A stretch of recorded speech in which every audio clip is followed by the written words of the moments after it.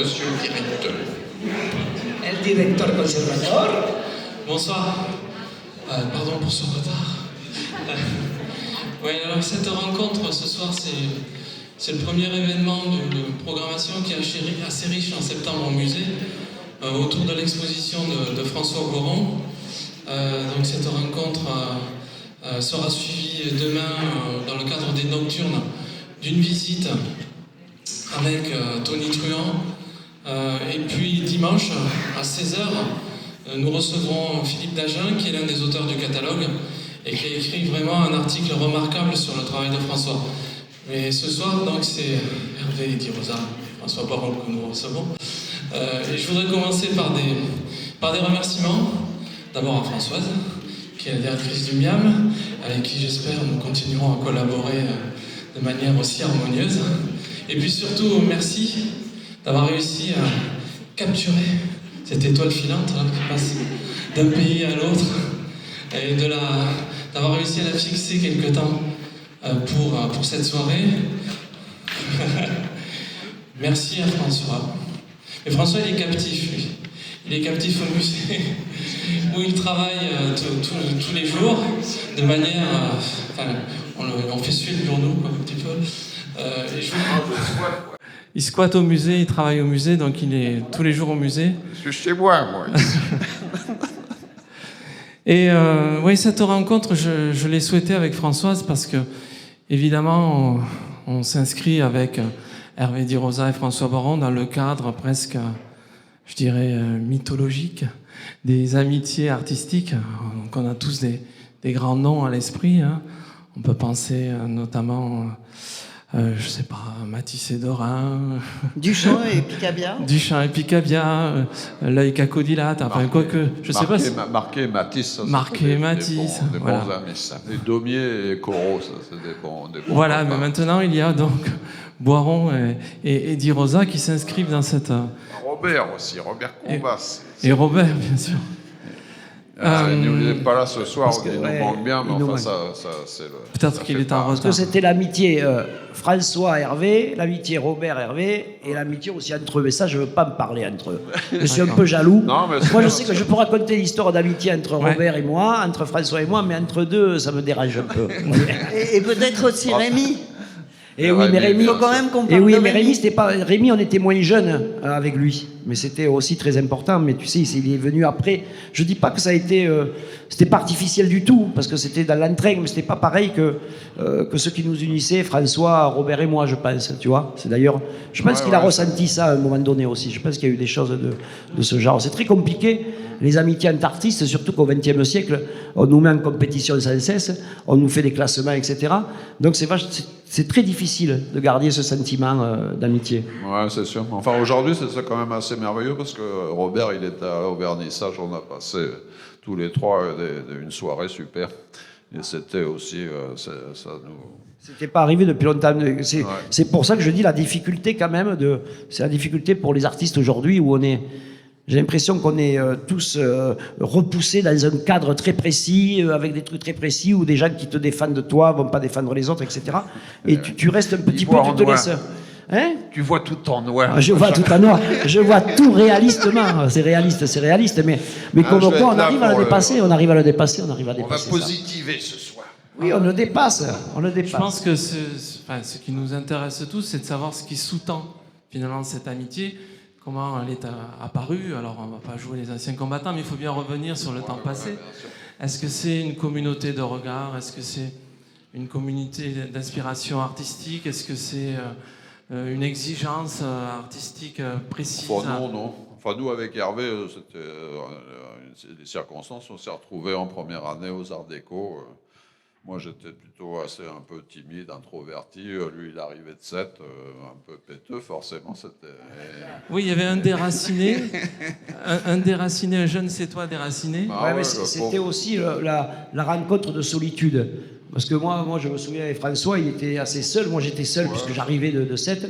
Et c'est vrai que ça me rappelle l'histoire avec Robert aussi, où on s'était connus des années auparavant, quand on avait 16-17 ans.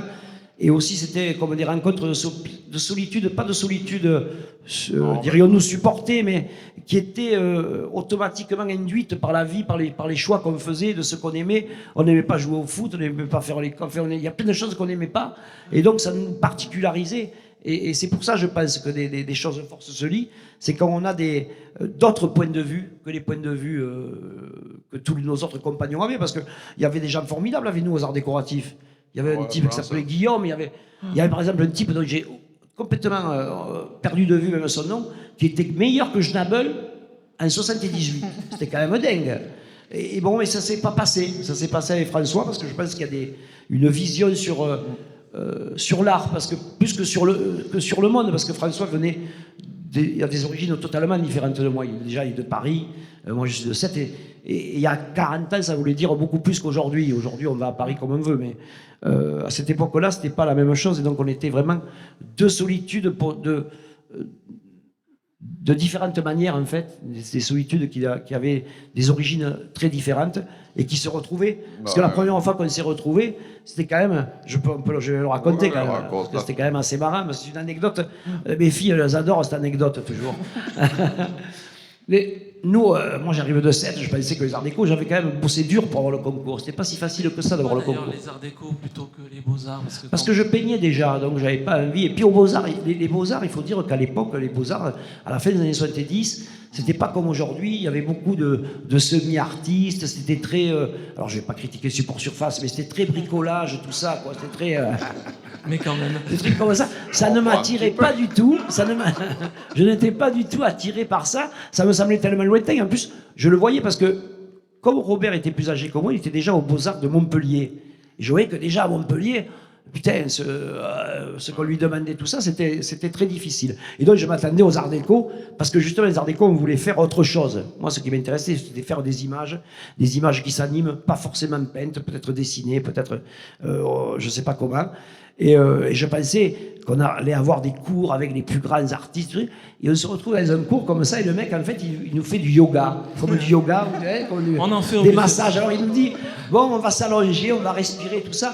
Et franchement, à l'époque, aujourd'hui, ça fait 10 ans que je fais du pilates, mais à l'époque, je me disais, mais vraiment, je fumais 2 paquets de cigarettes par jour, vraiment, je me posais des questions. Et un des cours, le deuxième, je crois, ou le troisième, il nous dit, mettez-vous par groupe de 2 pour faire des massages, je sais pas quoi, etc. Et bien sûr, tout le monde se met par 2, et les 2 couillons qui restent à la fin, c'était lui et moi. Et donc, on s'est mis tous les 2, et on a fait les séances de massage, yoga. C'est comme ça que notre amitié, si on avait eu d'autres options, peut-être que notre vie aurait été différente. On s'est d'abord touché, c'était ça. Ça l'a fait. Mais vrai. très vite, vrai, ce qui vous attirait, c'était l'image animée, mais très vite, vous avez un petit peu pris les distances par rapport à l'école des arts déco. Tu veux dire qu'on n'a pas réussi à avoir le diplôme, quoi. C'est ce que je voulais dire. C'est ça. C'est vrai. C'est glorieux, c'est pas très glorieux. On se demandait qu'on irait peut-être leur demander plus tard, mais ça. On y est allé, ils ne s'en souviennent pas. Dans les années 90, on y est allé. On voulait demander. Oui, puisqu'on est connu, pourquoi n'avons-nous pas le diplôme? Mais le mec il me dit, mais il faut le passer le diplôme, cassez-vous. On s'est fait engueuler, c'était Tourlière, je crois encore. On s'était fait engueuler, mais on était plein de prétentions dans les années 90, en fait. Aujourd'hui, on a un peu. Il y avait des cours de peinture aux arts déco. Il y avait des cours de. Ici, il y avait des cours de peinture. Enfin, il y avait une section peinture. Ah bon, c'est pour ça qu'on a pris section animation, parce que les 2 premières années où on avait général, il y avait du dessin, la perspective, tout ce qu'on peut de sciences humaines, du yoga. Mais après, pour la spécialisation à partir de la 3e année, en fait, il n'y avait que des gens d'origine asiatique et des pays du Golfe qui refaisaient des fresques comme Matisse, ils peignaient tous dans les ateliers. C'était vraiment terrifiant, ils apprenaient à faire des fresques comme au début du XXe siècle. Je trouvais ça terrifiant, moi ça me terrifiait. Enfin, c'était une vision de la peinture très, ça sentait la vieille térébenthine, tout ça, des images, enfin une manière de peindre. Mais mal foutu. Peindre et tout ça, c'était un peu déprimant. Mais moi, pour mon cas, je savais pas très bien ce que je ferais.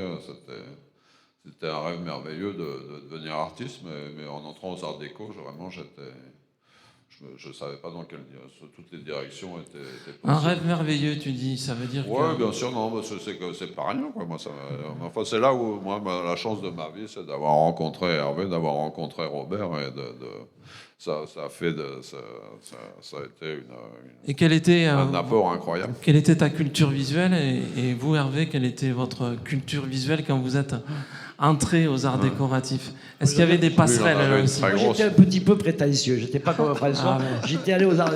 En fait, j'avais passé mon bac à 7 en section scientifique au lycée Paul Valéry pour, Ah ouais, en fait, quand même. pouvoir faire Terminal l'école S, prépa. C. Terminal C. Non, Ouais. D, hein, Non, D, A, D, c'est moins bien. sciences C'est moins nat, bien. biologique. Et en fait, ce qui m'intéressait d'être aux arts déco, c'est que je pouvais être boursier, en fait. Ouais. C'était ça surtout. Parce que moi, je ne doutais pas une seconde que j'étais déjà un énorme artiste. Avec Robert, en 78, on ne doutait pas. Hein. Ouais, je sais pas qu'on ne doutait pas. Enfin, tout le monde autour doutait. Donc on n'avait pas encore trouvé des gens qui étaient sûrs de nous. Mais c'est vrai que les arts déco, c'était un petit peu comme... moi, j'avais déjà commencé à publier tout ça. Ouais, dans- ouais, enfin, c'est j'avais vrai, ça. c'est vrai. C'était un petit peu... c'était important, hein. Mais j'attendais pas d'apprendre beaucoup, alors que j'y ai appris quand même beaucoup. Ouais, il y a eu des choses merveilleuses aux Arts Déco. On nous a emmenés dans les grottes paléolithiques, ça a été une expérience incroyable. Puis des gens super, c'était très... Et puis, en effet, mais on avait une capacité à s'extasier aussi beaucoup. Moi, c'est ça. Enfin, Hervé, vraiment, il n'y a pas plus extase Hervé. Et moi, c'était merveilleux. Je vois la bibliothèque aux Arts Déco, super, de feuilleter les livres, de plein de trucs, et puis d'aller à la foire du trône, n'importe quoi. Enfin, tout nous paraissait merveilleux, les manèges, enfin, plein de trucs, dans la peinture, l'art brut, forcément. Oui, mais on était sûr qu'il fallait faire quelque chose quand même. Ouais, on c'est sûr. était Puis il y a sûr. un appétit, moi, c'était Il y avait- aussi... Moi, ce que j'y ai un petit peu appris, parce que lui, il n'avait pas trop ça de ses origines bourgeoises. C'était Ouais, genre, il faut vraiment travailler. Ça a été un poids, ces origines bourgeoises, Il faut vraiment François? travailler. Il faut vraiment Ça a travailler. été à un 8 poids heures. ou ces origines bourgeoises ou au contraire Non, parce qu'en plus, elles sont, C'était dur, hein. elles sont un peu déglinguées, mes origines bourgeoises. En effet, j'ai vécu dans L'allume, j'ai l'allume. le confort. J'étais blanchi, lavé tout le bassin, mais enfin, mes parents étaient des gens très amusants, hein, des artistes aussi. Donc, c'était eux dans le cinéma. Et donc, j'ai eu un habitus très favorable. Et est-ce que vous aviez hésité entre l'illustration, la peinture? Parce que je me souviens que tu avais vu Wolinski et qui t'avait dit que Hervé avait vu Wolinski et qui lui avait dit surtout fais de la peinture et ne fais pas dessinateur BD ou illustrateur, etc. Je ne sais pas exactement quelle année c'était, mais est-ce que vous avez eu tous les deux? J'avais 19 ans, on avait 19 ans, moi j'aurais tout fait, que ce soit l'illustration, de la peinture, même peindre le cul à nord. À cette époque-là, vraiment, j'aurais tout fait. Mon seul but, à cette époque-là, c'était pas l'histoire de l'art, tout ça. L'histoire de l'art, c'est venu après, grâce entre autres à François. C'était de vivre avec, avec les images que je créais. Voilà, c'était ça le but, c'était ça. Alors que ce soit de l'illustration, je ne me posais pas ce problème.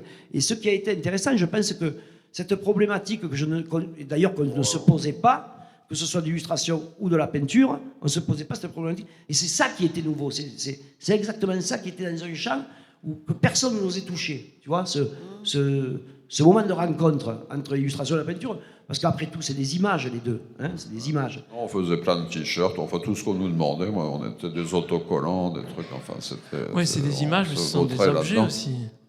Un tableau, ce n'est pas une image dématérialisée. Ouais, certainement. Et quand avez-vous eu accès, vous, Hervé, disons, à la peinture? Mais moi, quand je suis C'est pas arrivé au à musée Paris- Paul Valéry? Donc, ouais, non, malheureusement, le musée Paul Valéry, t'étais pas là à l'époque. C'était pas bien Jojo. C'était pas bien Jojo. Enfin, si, il aurait dû, il y avait déjà le Courbet, tout ça. Oui, mais en fait, Courbet, ça me... De toute Moi, façon, j'aurais c'est vrai tiré que... les oreilles. Écoute, à l'époque, on ne regardait rien en deçà de 1880, quoi. C'était vraiment le début, fin du 19e, début du 20e, mais c'est vrai que merci. ma passion récente, j'en parlerai tout à l'heure, parce que j'ai une passion récente grâce à François. Oh, Je m'intéresse aux gentil, peintures anciennes, gentil. ça ne m'intéressait pas du tout, quoi. Moi, ce qui m'intéressait, c'était les images nouvelles, et c'était vraiment Et aussi, tu te souviens, on s'intéressait beaucoup à tout ce qui était le début du XXe siècle aussi, avec toute cette Ouais, nouvelle... ouais, c'est sûr. là où la peinture devient une image, en fait. En fait, c'est au début du XXe siècle que la peinture devient une image. Hein. Enfin, ouais. Pour moi, les derniers peintres, c'est, je sais pas, peut-être de l'Ingres, peut-être, un truc comme ça. Après, on fait un grand saut et on arrive à Boiron. C'est les seuls trucs en peinture qui, moi, m'intéressent, quoi. Mais faire des images, c'est pas péjoratif. Ah non, non, mais c'est pas ce que je voulais dire. Simplement, Ouais, ça me met bien, les statuts ouais. ne sont pas les mêmes. Et, l'accès aux œuvres, ce n'est pas par le biais des musées pour vous, Hervé, c'est par le biais des Ouais, galeries. avec l'édition, tout ça. L'édition. c'est toujours, Ah oui, parce que moi, je te dis, c'est la première fois quand je suis allé je raconte cette histoire de Beaubourg où j'ai vu les collages de Matisse que je pensais qu'ils étaient presque faits en Photoshop, tu vois, à l'époque. C'était presque. Oh, Et en fait, petit tu aperçois qu'en vrai, il y a des traits de crayon, des traits de colle, etc. Il y a une matérialité. C'est là où je me suis aperçu. C'est exactement à ce moment-là où je me suis aperçu qu'il y avait une différence entre une image et une peinture, quoi. Parce que jusqu'à là, tout ce que j'avais vu, c'était des images reproduites. Hein. On a le Courbet, d'ailleurs, il n'était pas exposé tout le temps. Il y avait des peintres. Je ne vais pas dire ce qu'il y avait au musée Paul Valéry à cette époque-là. Hein. Et toi, François, les musées, c'est déjà... Un petit peu, non, Lui, plus que moi. Lui, il a Ouais, toujours ouais. été passionné par ça. Bon, ouais. Enfin, Je ma trouvais que mère, c'était très bourgeois, les musées, ça m'emmerdait, tout ça, à l'époque. enfin, on aimait petit, en effet, d'aller au musée d'art moderne, de voir des Calder, de voir des Matisse, tout ça, c'est sûr que des yeux d'enfant, moi, j'ai tout de suite adhéré. Mais par contre, après, d'aller au Louvre, je trouvais ça ennuyeux comme la pluie.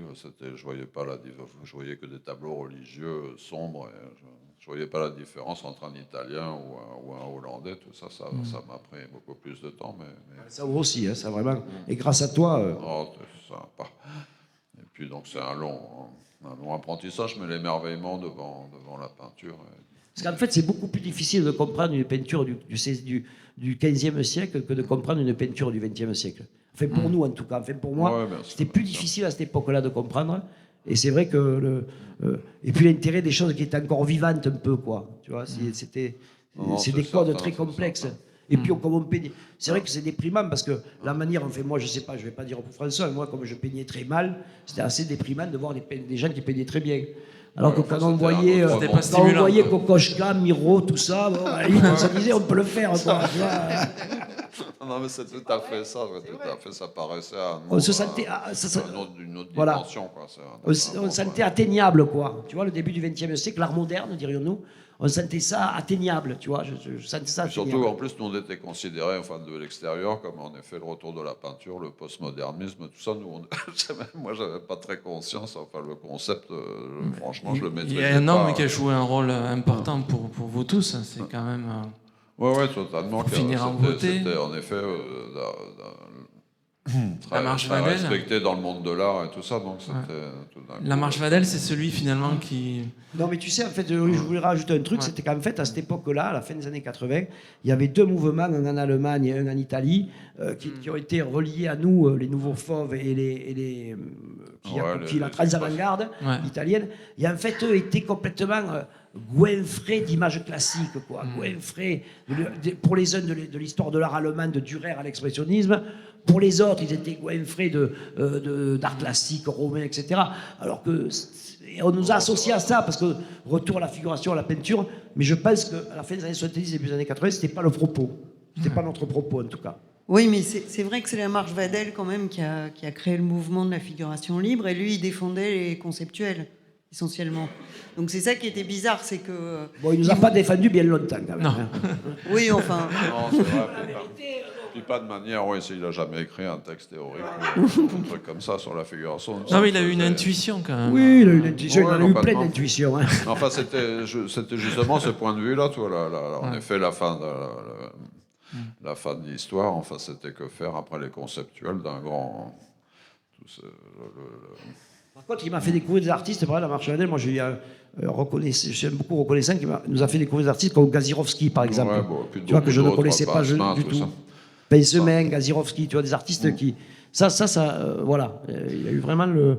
Bah, après, il a fait cette exposition, mais heureusement qu'il y a eu Hervé Perdriol et Otto Hahn qui ont un peu Après, suivi. ils ont Parce que poursuivi la c'est chose. pas- Et Ben aussi. Ben, oui, Ben, oui. Mais qui c'était vous a avant, nommé, quoi. Il y C'était a eu quand encore même avant, 3 Ben. personnes qui vous ont nommé, c'était la Marche Vadel, Ben et Hervé Perdriol. Si on reprend le... À moins que vous en ayez identifié Ben, d'autres. c'était Hervé et Robert, moi, ils s'en foutaient complètement. Ils mais défendaient t'étais dans le lot, l'Occitanie, quoi. tout ça. Moi, Il était parisien, là. Ça la donc, foutait il mal, était- hein, on il n'a pas était pu, on plus, n'a pas pu.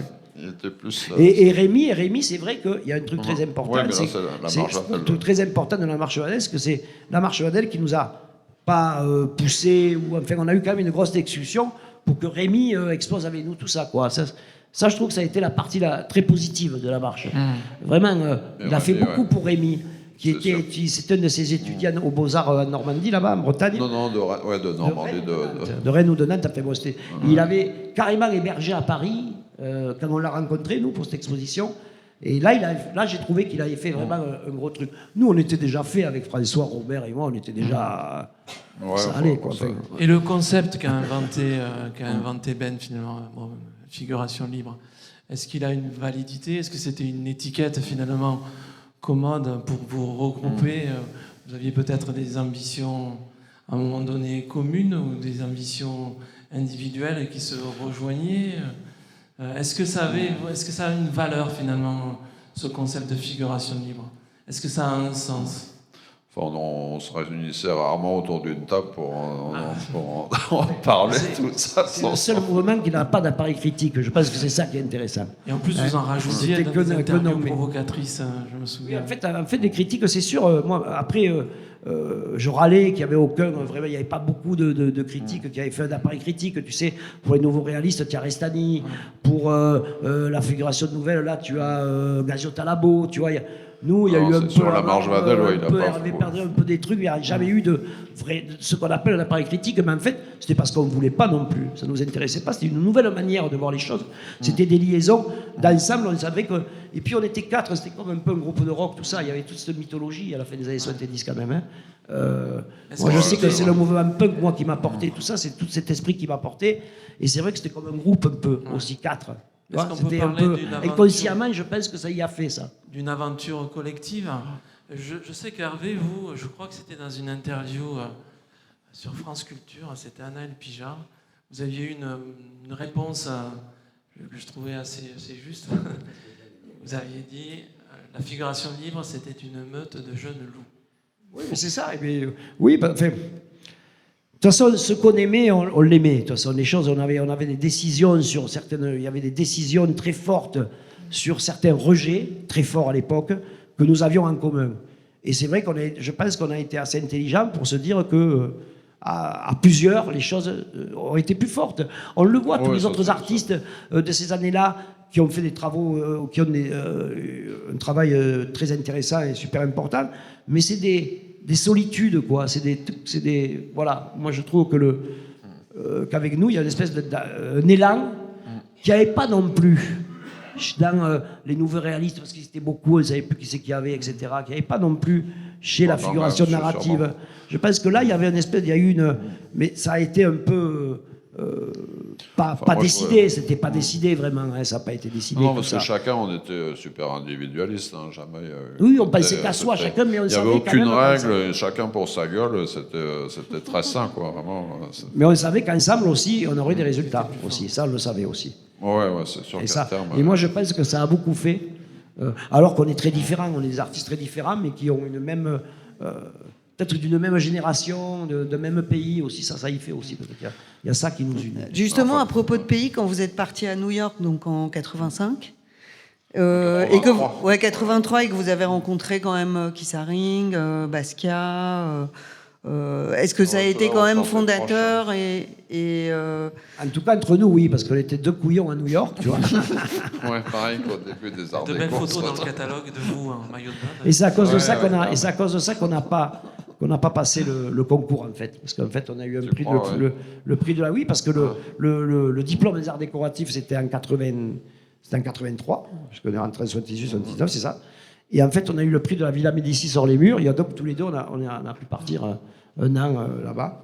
Ouais, et ça, c'était vraiment... pour moi, ça a été très important. Et surtout, de m'apercevoir que c'était le rêve que j'avais des États-Unis, que c'était pas un rêve, quoi.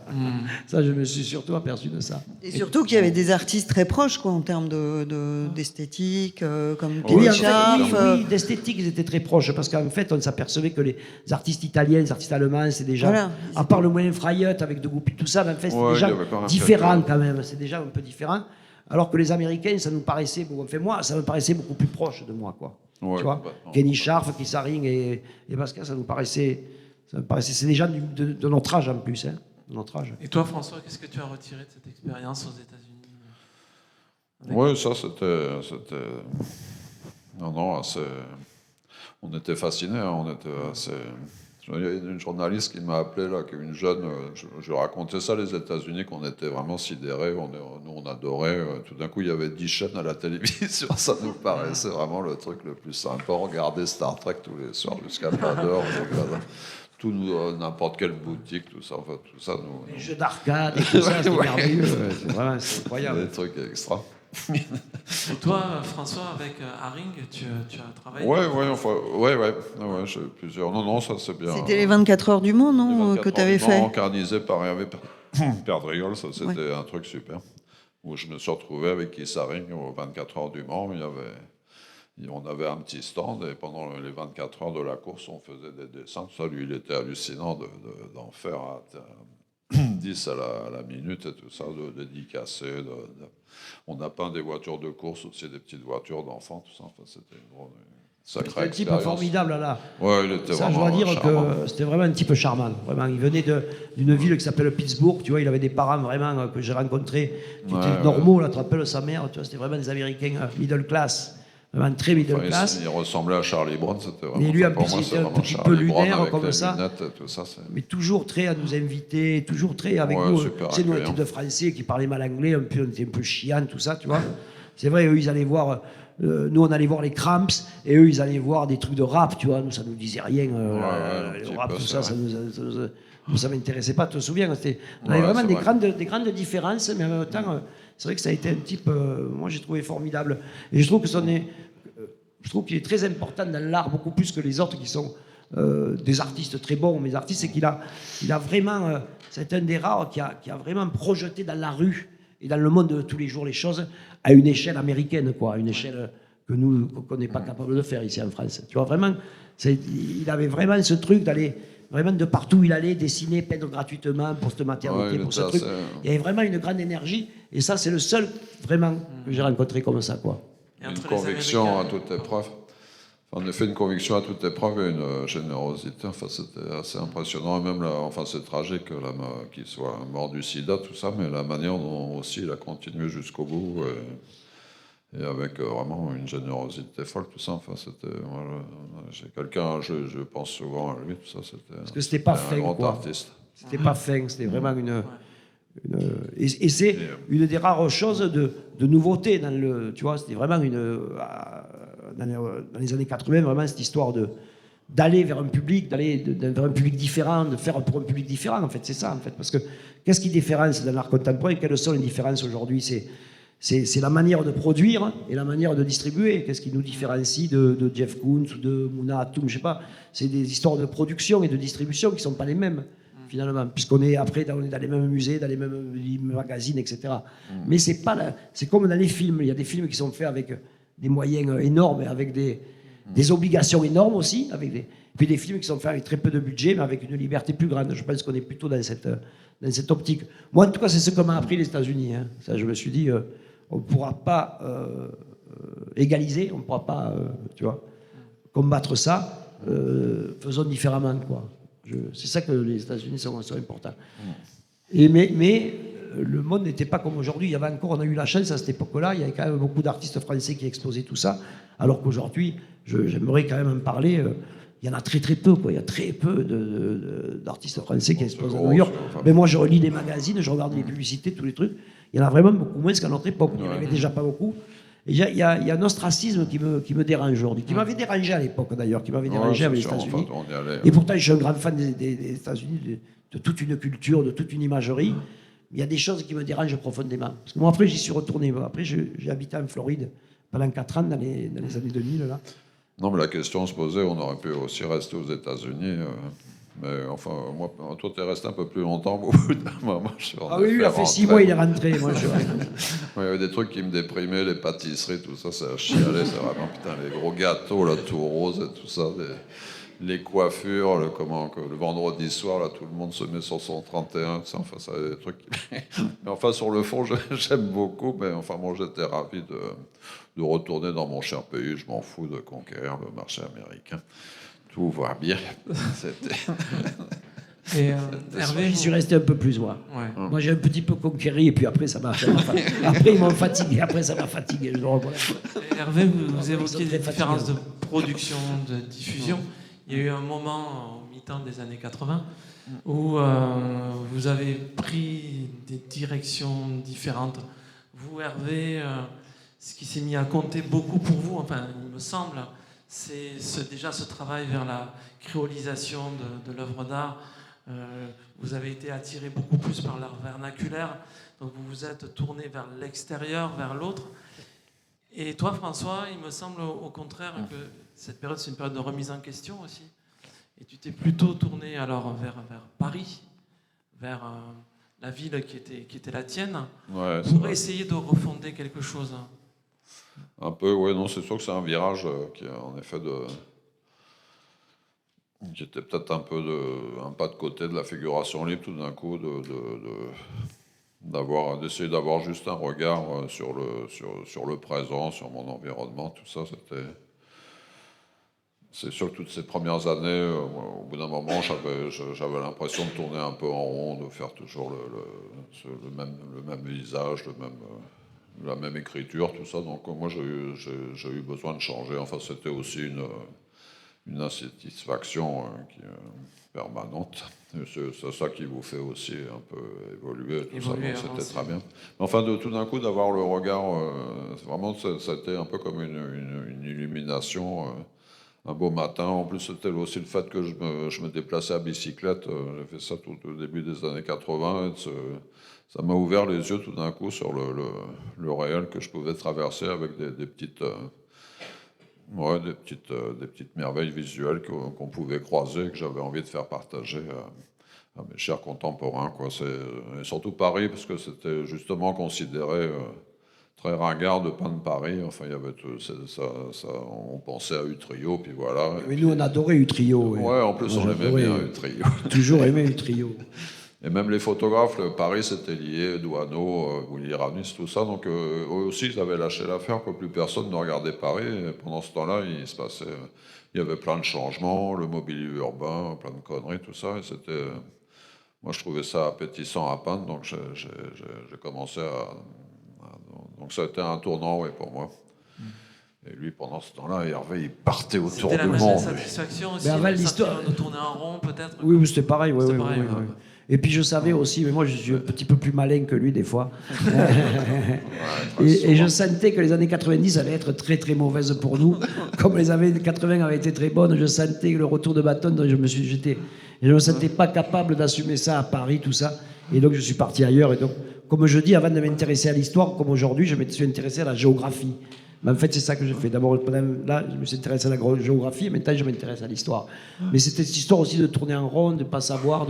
Et puis moi, c'était l'image qui m'intéressait. J'avais vraiment envie de voir d'autres images. Tu sais, il y avait des choses qu'on collectionnait tous, tu vois, auxquelles on s'intéressait, comme les pans des anciennes africaines, par exemple, tu vois, des choses comme ça. J'avais envie d'aller voir comment c'était fabriqué, comment c'était fait. J'avais envie de m'imprégner de ça.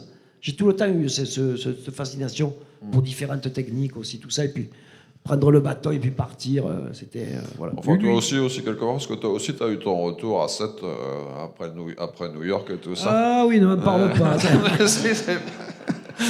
Avec une très bonne série de peintures et tout ça. Oui, parce que c'est vrai avant que tu repartes autour du monde, mais tu as eu... 80, oui. Après New York, en 86, je suis revenu à 7. C'est vrai que là, où j'ai commencé à peindre à l'huile et tout ça. C'est vrai que ça a été aussi une bonne période. Je me suis vite senti comme un vieux peintre au bord de l'eau. C'est pour ça que je ne peins pas beaucoup à 7, parce que j'ai tout le temps j'ai certaines vieilles pipes, des trucs que je ne peux pas dire là. Je ne peux pas dire de noms qui me reviennent de ma jeunesse et que je ne veux pas finir comme ça, quoi. Voilà, c'est pour ça. Et toi, François, c'est pour ça que je pars toujours. Dans ton travail, il y a quand même une dimension. Alors, chez Hervé, c'est évident.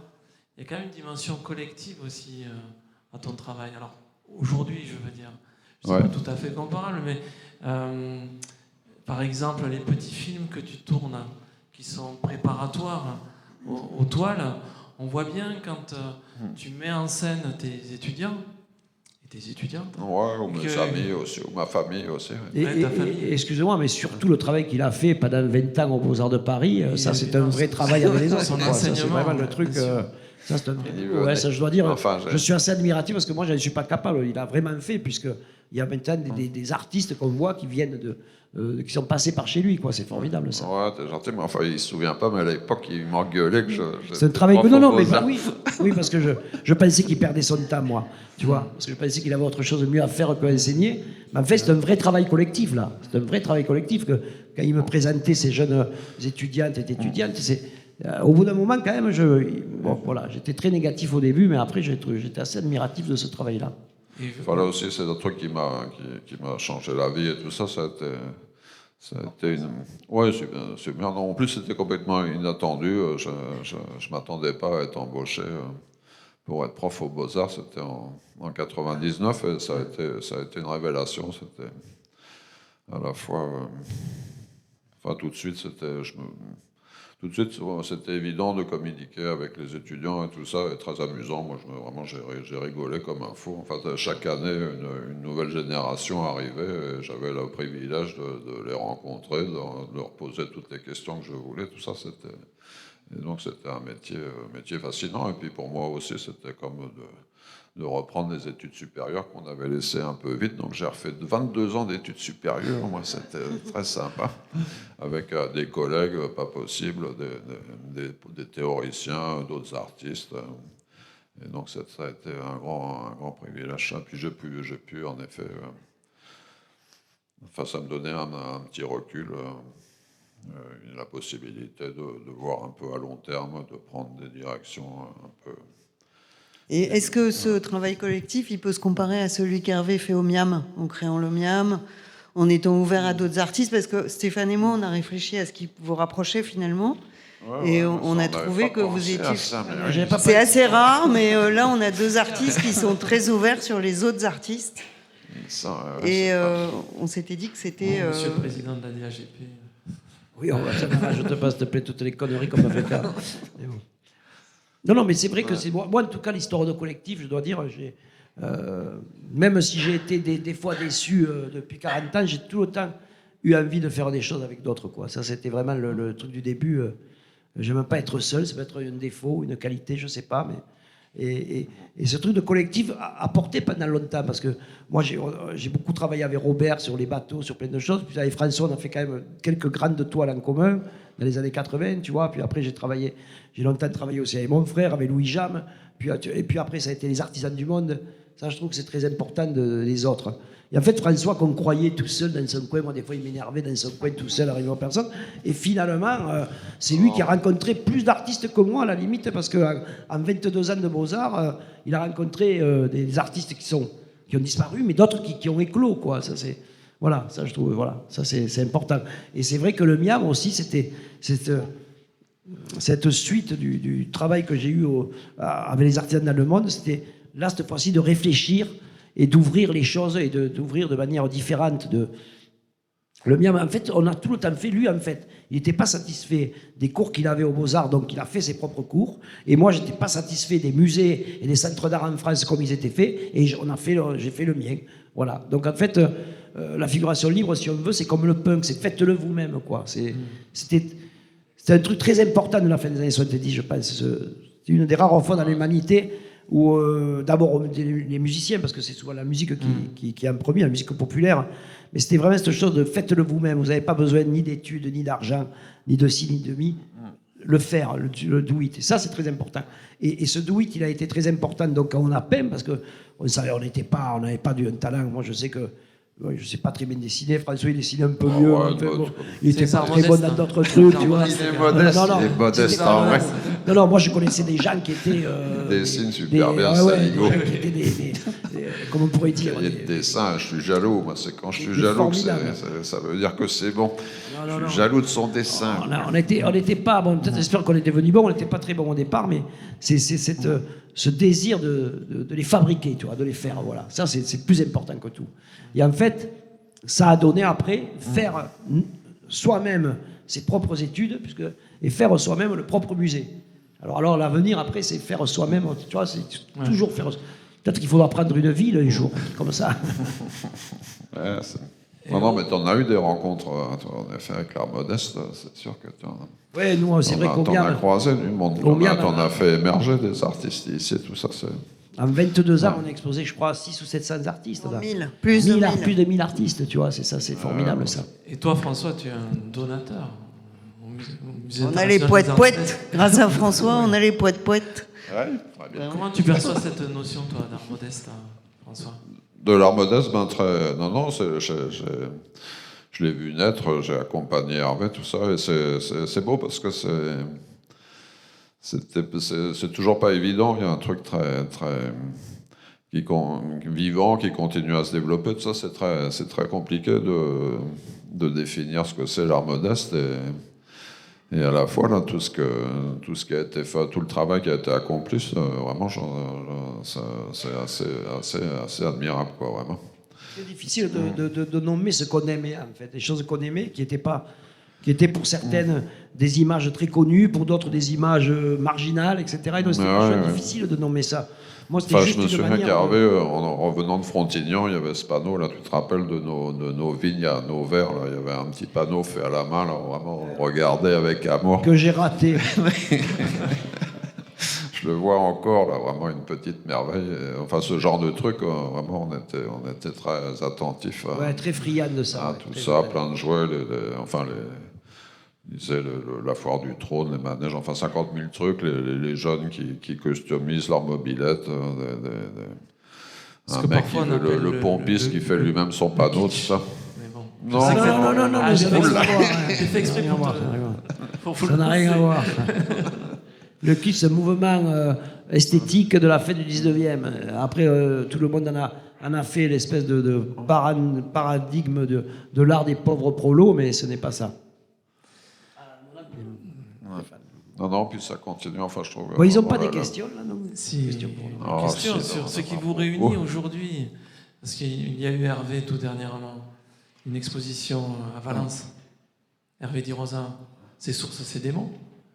Où on vous voit finalement présenter votre travail à côté d'œuvres d'artistes anciens. Ouais. Mais ça, c'est à cause de François. Ça, je dois dire, j'ai beaucoup fait de choses au départ à cause de Robert, mais là, cette fois-ci, c'est à cause de François. Il m'a tellement emmerdé avec ces trucs de peinture, du Caravage, tout ça, que quand même, je me suis dit quand même, ça a mis des années, hein, ça c'est dingue, hein, depuis 6 ans, 7 ans, je me dis quand même, je dois avoir raté quelque chose.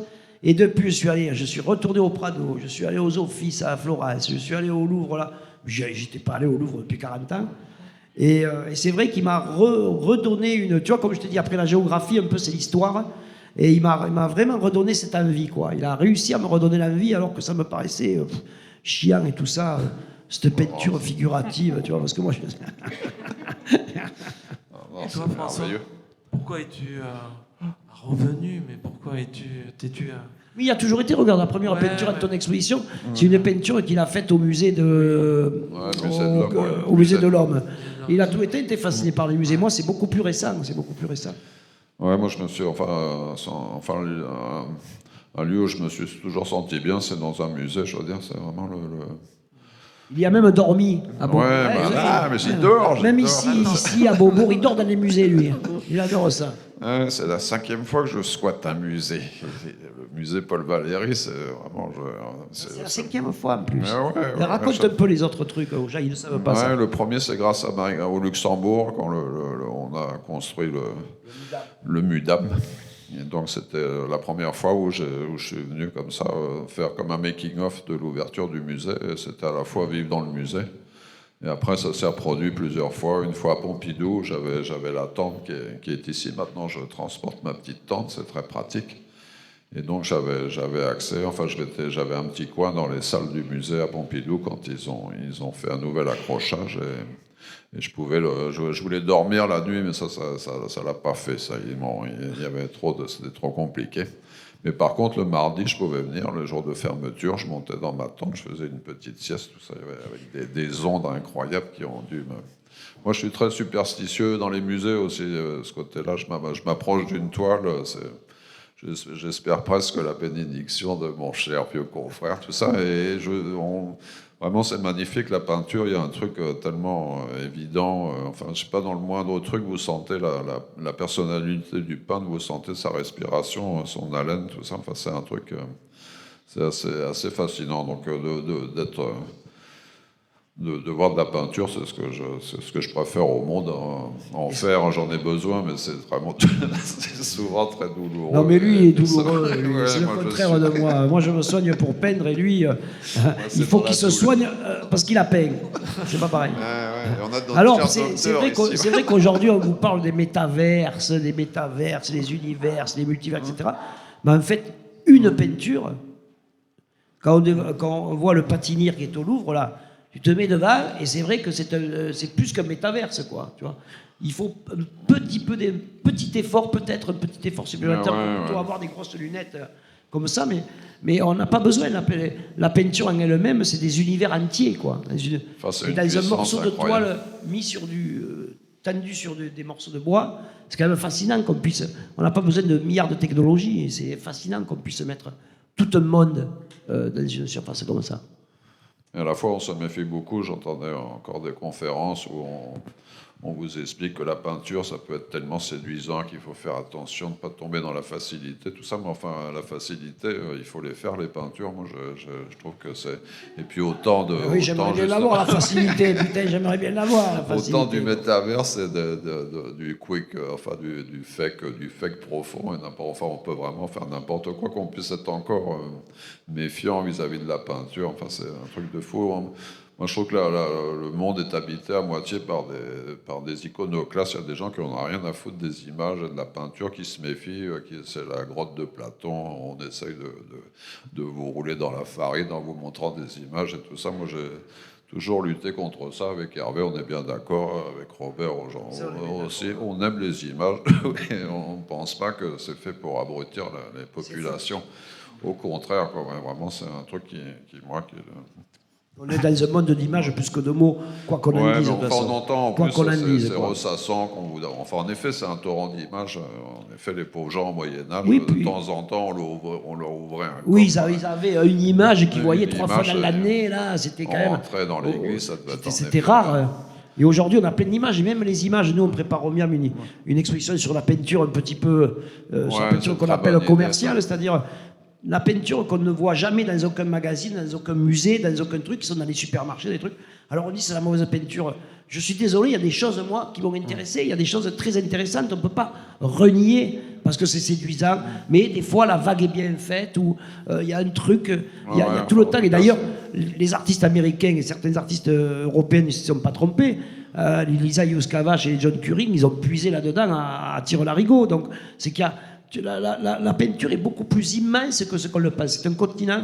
Aujourd'hui, on l'a mis de côté parce qu'on confond avec l'image et on mélange tout.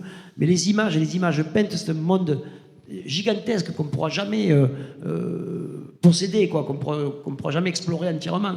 Moi, c'est ça mon intérêt pour le monde aussi. C'est quand je voyageais, c'était d'essayer de collectionner toutes les images du monde. C'était le début. Mon truc, c'est collectionner toutes les images du monde. Ça me passionne. C'est pour ça que le discours ambiant, enfin, qu'on a envie dans l'univers des images et tout ça, c'est justement, enfin, c'est vraiment de les regarder un peu mieux. C'est justement, c'est pas la solution, c'est pas de regarder les images, c'est d'essayer d'être un peu plus, justement, de pouvoir les regarder de plein de manières différentes. Moi, c'est ça qui m'anime.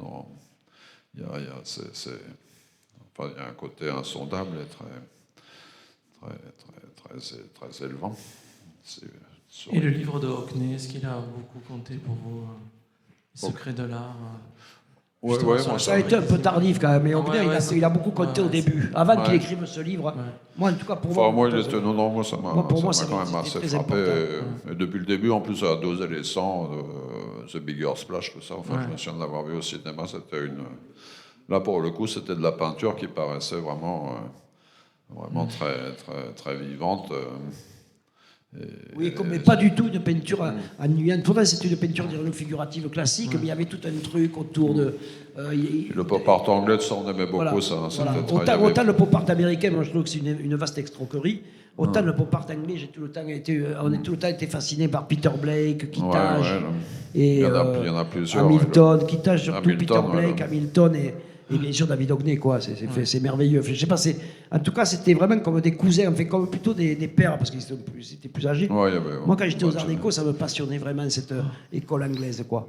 Alors que les Américains ont tout le temps un peu. Et les Anglais, c'est un pays très, très particulier pour la peinture, qui a toujours eu, au travers des siècles, une singularité anglaise très, très frappante. Des trucs énormes comme Hogarth, par exemple. Ouais, Ça, il y a vraiment un nombre ça, c'est extraordinaire, de peintres Hogarth. incroyable. Enfin, tous les paysagistes aussi. Enfin, Turner, qui est 50 ans avant l'impressionnisme. Enfin, il y a un truc. Puis aussi, c'est des problèmes, je veux dire, ils ont traversé les années. Il n'y avait pas le côté comme en France, tellement idéologue sur.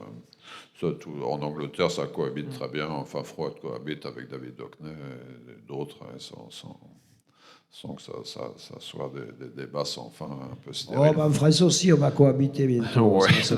Ça va se faire. Ça va se faire. Bien ça va se sûr. faire. Non, mais les temps sont vraiment sympas. Hein. Les temps sont apaisés. Donc, pour rompre cette belle harmonie amicale, est-ce que vous vous critiquez mutuellement? Ouais, Oh, des fois, on s'engueule. Des fois, oui. Je critique des fois. Oui, bien sûr.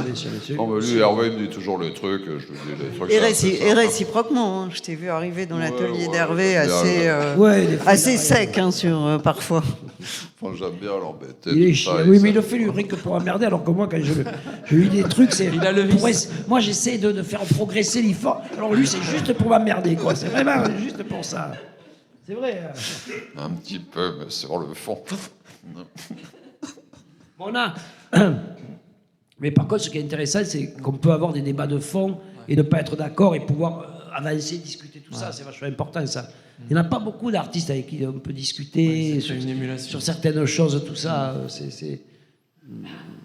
Et puis, quand on se connaît depuis 40 ans, on a des références communes, tu vois, c'est vachement important d'avoir des références communes. Tu vois, des fois, on se dit un truc, mais on n'a pas besoin de l'expliquer. Ouais. Non, et quand même. Puis on a passé 40 ans. Hein, Tu te rends compte, Lee 42. c'est les pro- 40 ans. Voilà. c'est les 40 premières années les plus difficiles, on dit, en peinture, tout ça. Donc, nous, maintenant, ça va être Il faut reconnaître, on a eu de la chance quand même, ça n'a pas été si difficile que ça. beaucoup. 40 ans de folie. Qui est le plus fou des œufs? Et c'est lui, vous le voyez pas. Moi, je suis le mec normal. On s'en doutait. Il y a peut-être des questions. Ouais, il y a peut-être des Vous questions. avez là. peut-être des questions dans le... C'était un peu de vie là, que sinon on va s'emmerder tout le temps à raconter les mêmes histoires, des vieilles histoires là. Vous n'avez pas des questions à. Ah, il y a un film. C'est pas une question que je vais poser, mais j'ai vu la rétrospective qu'on passe plusieurs fois à Lyon. J'ai vu la rétrospective d'Hervé Rosa à la piscine à Roubaix. J'ai découvert François Boiron, je dois le dire, je connaissais déjà des œuvres que j'avais vues à Artouille Galerie ou ailleurs à Lille. Mais j'ai découvert votre travail, M. Boiron, et je dois dire que j'ai été époustouflé par ce parcours créatif. Et je peux dire que j'ai vu, là, dans ce qu'on appelle la figuration artistique, j'ai vu 3 immenses artistes, et je suis particulièrement ému d'avoir vu votre travail. Merci, c'est vraiment, vous êtes là. Ah, merci beaucoup.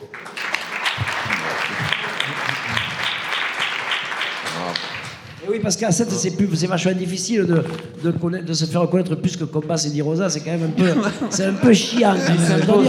Je dois dire qu'on est un peu pénible ici, on est un peu lourd. Mais bon, c'est la vie, c'est comme ça. Il y arrive en tout cas. Ouais, comment, non. Merci monsieur, en tout cas. Merci.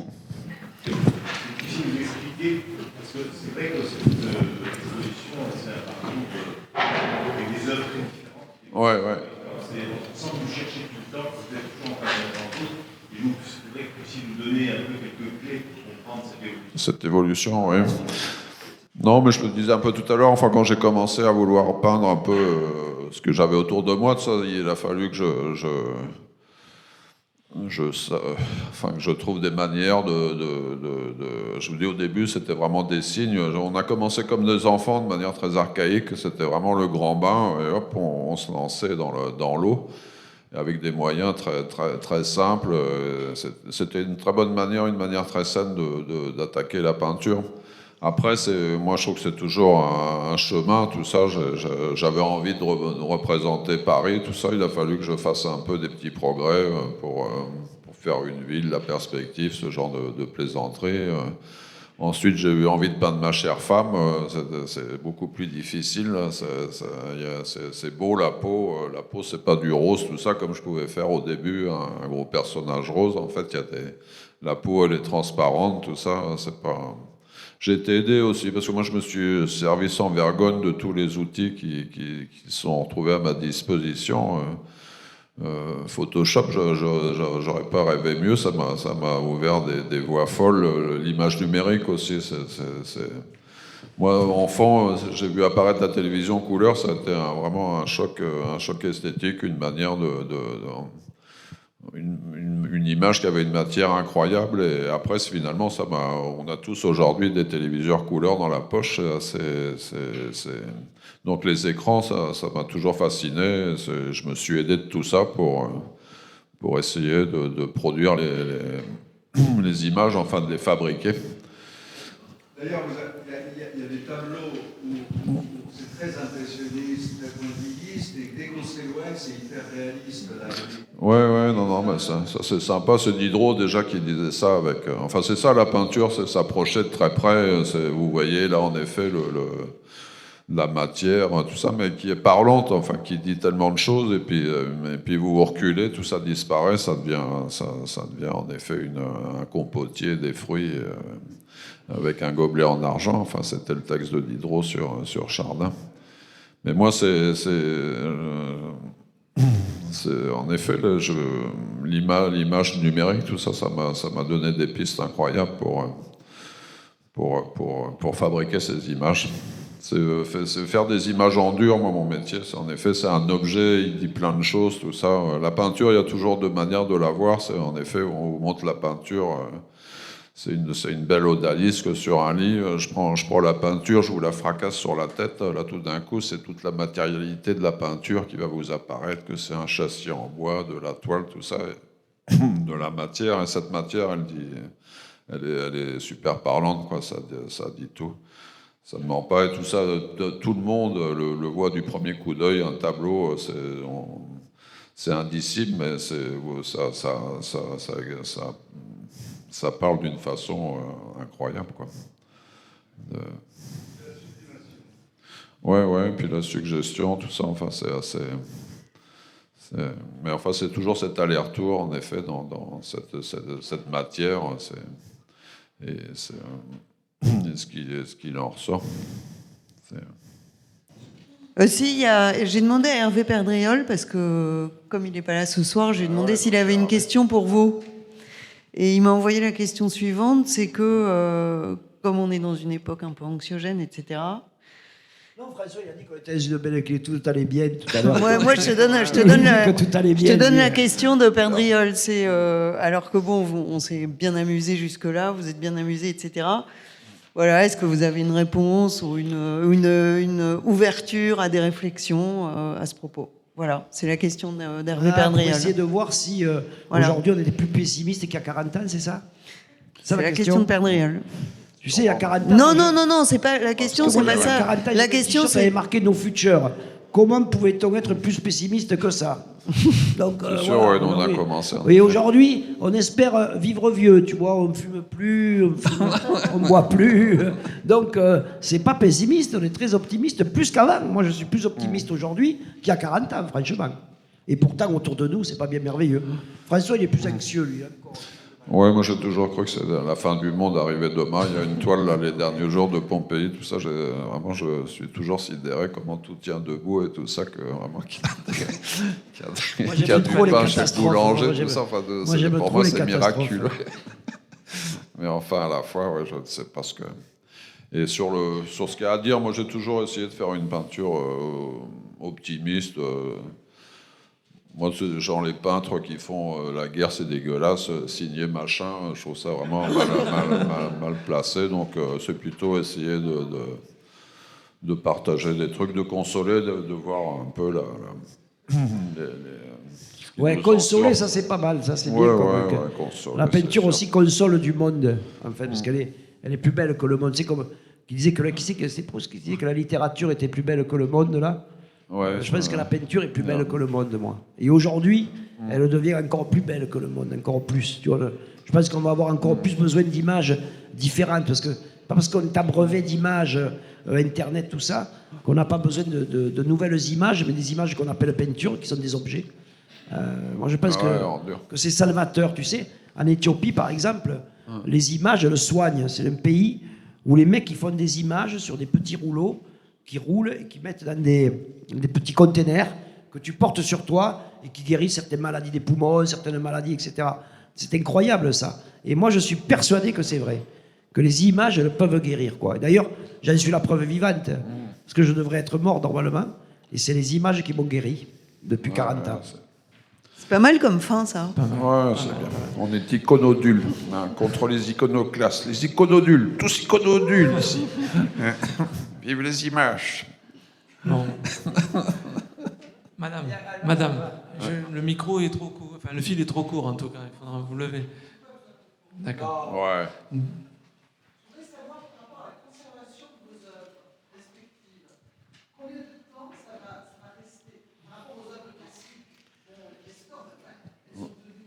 Oh bah non, les œuvres classiques, elles n'ont pas tenu bon du tout, puisqu'elles sont toutes restaurées. Vous voyez bien les différences de restauration qu'il y avait les œuvres en Italie et les œuvres au Louvre. On voit par exemple le Uccello, il n'est pas pareil du tout restauré, celui qui est en Italie, que celui du Louvre, où nous on fait des restaurations minimales. Non, non, tout est restaurable. Et aujourd'hui, par exemple, il y a des peintures de François qui sont sur carton, là, Ouais, qui ça ont peut 45 ans, elles n'ont pas bougé. Ouais, c'est Parce que surprenant. Je suis le premier surpris. Mais... je pense en plus que l'acrylique est plus solide que l'huile. Personnellement. Ben, je sais même pas si le monde il va rester pendant 300 ans. Alors vous voyez, donc, mais si c'est le cas, oui. nos bon, peintures, on peut oui. toujours Si le monde, s'arranger. si elles sont conservées dans des conditions correctes, oui, je pense. Oui, c'est depuis la création pense, des oui. musées qu'on se pose cette question finalement de la conservation. C'est pour ça que récemment, je fais des céramiques aussi, parce que je me suis aperçu que les objets, les imagés les plus anciens étaient des céramiques, en fait. Ça On c'est un dit que- projet c'est que solide, vous ça. avez Hervé avec François en commun peut-être. Oui, moi, ça fait 5-6 ans, mais François, il commence à faire aussi Ouais, des grâce céramiques, à ouais, Hervé, ouais. je... C'est formidable ça, parce que parce qu'on te dit la céramique c'est fragile, ça se casse tout ça, mais en fait les œuvres d'art les plus anciennes, ce sont des céramiques, romaines, grecques, Ouais, ça péruviennes, se brise, etc. mais c'est très solide. Ça se brise, mais on peut le, vous voyez. Donc on y pense à ça, mais franchement les œuvres qu'on faisait dans les années 80 sur des morceaux de carton ou des morceaux, c'est plus le cas maintenant, hein, mais même les œuvres qui sont faites, moi j'ai des œuvres sur carton. Putain, ça n'a pas bougé, hein. Ça fait 40-45 ans, ça n'a pas bougé. Alors, peut-être que dans 300 ans, je suis peut-être présomptueux, mais je ne pense pas que ça bouge. Parce que vous savez, les huiles, par exemple, toutes les peintures à l'huile de la fin du 19e, elles sont toutes marron, ils mettaient du bitume dedans. Les Van Gogh, par exemple, c'est plus du tout la même peinture que vous voyez là, que celle qui était il y a 150 ans. Hein. Il ne faut pas croire que ça tient que le passé, ça tient à mort. C'est une histoire de restauration, parce que nous, par exemple, on a au Miam, on a une œuvre très très importante d'Isaac Budi Kingelez, qui est un artiste nigérian, qui est un artiste de Kinshasa mort il y a plusieurs années. Et lui, ses œuvres, c'est que des maquettes faites avec des morceaux de carton et des morceaux de papier. Et bien chaque 5-10 ans, il y a une restauratrice qui ne restaure dans le monde que les œuvres sur carton, papier et scotch, qui restaure ça parfaitement. Donc l'œuvre, elle se perdure, c'est un désir qu'elle se perdure. Parce qu'on peut la brûler aussi, vous voyez. C'est pas du fait de l'artiste, c'est du fait de la société autour, à mon avis. Mais techniquement, l'acrylique ne bouge pas. Sur l'huile, j'aurai quelques petits bémols, mais l'acrylique ne bouge pas, puisque ça se polymérise. C'est comme une couche de plastique éternelle. On nous emmerde avec le plastique qui aujourd'hui qui envahit les océans, etc. Ouais, Nous, on est les seuls à l'utiliser de manière intéressante, de manière positive, vous voyez. À petite quantité. Ouais, bien sûr, enfin, en effet. Moi, j'ai jamais été... Si, il n'y a qu'un truc qui ne tient pas, c'était les dessins au feutre qu'on faisait avec des feutres à l'huile dans les années 80. Feutre Alors à ça, l'alcool, ouais. les feutres à alcool, voilà, ça a disparu totalement, ça, oui. Mais bon, c'était pas non plus fait pour durer, quoi. Hein. C'était pas. Mais j'étais très déçu de leur réaction avec le temps à la lumière. Putain, ça a Ouais, disparu complètement. Du Il y a des Buffet, on avait collectionneurs fait de beaucoup. coups, ils ont plus rien vu, les types, dit. C'était un truc. Ouais, ça c'est très Ça s'appelle la stimulant. disparition. C'est vrai. Oui, la conservation, comme je le disais, c'est surtout une question qui se pose depuis que les musées existent, finalement.